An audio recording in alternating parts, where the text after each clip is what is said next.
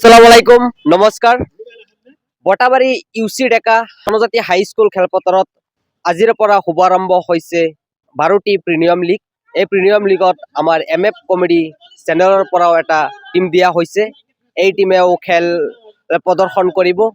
সেই গতিকে আজি আহি উপস্থিত হৈছে আমাৰ এমএফ কমেডি চেনেলৰ অনাৰ মনিৰুল হক চৌধুৰী, যেহেতু তেওঁৰ টিম দিছে আৰু তেওঁৰ লগত সহযোগ কৰিছে আমাৰ আনোৱাৰ বাই, হিফজুৰ বাই, খলিল বাই।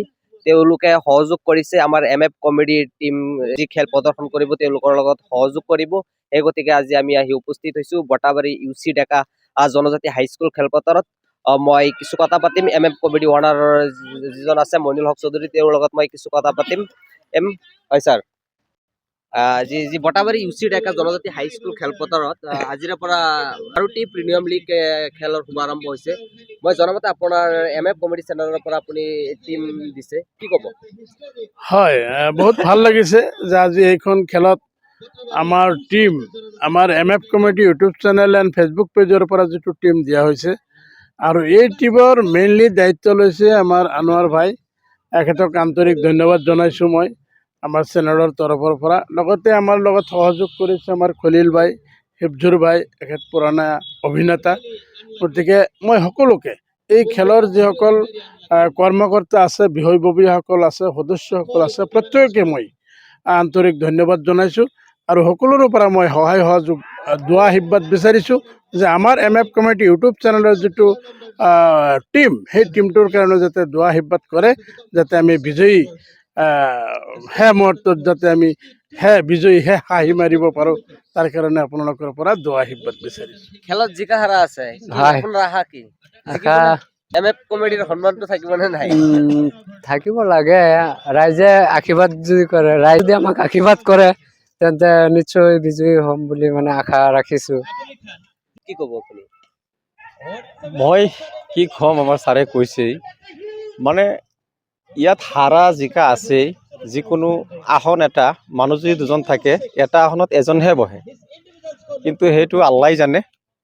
আমি চেষ্টা আছে, আমাৰ চেষ্টা চলাই আছোঁ। এমএফ কমেডি মোৰ মানে আশাবাদী আমি এইটো জয়ী হ'ম বুলি, বিজয়ী হ'ম।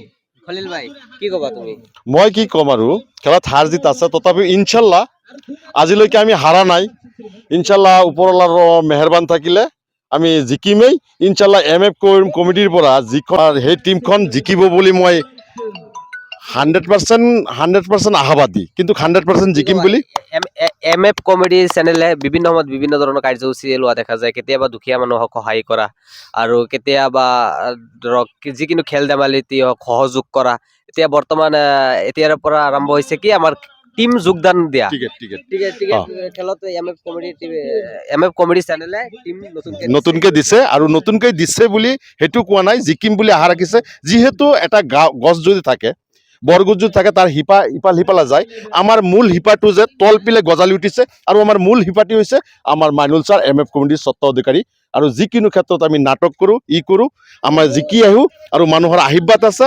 সেইকাৰণে আমি কৈছোঁ আজি ডিপেণ্ডি মহান আল্লাহ তালাৰ ওপৰত আশীৰ্বাদ লৈ কৈছোঁ যে আমি 100% জিকিম আৰু জিকিমেই। খেলটো চাই থাকক, খেলত ৰাউণ্ড অভাৰ হৈ আছে আৰু খেল মানে ধামাকা হৈ আছে। আমাৰ এমএফ কমেডি জিকিবই। ছাৰ কি কয়?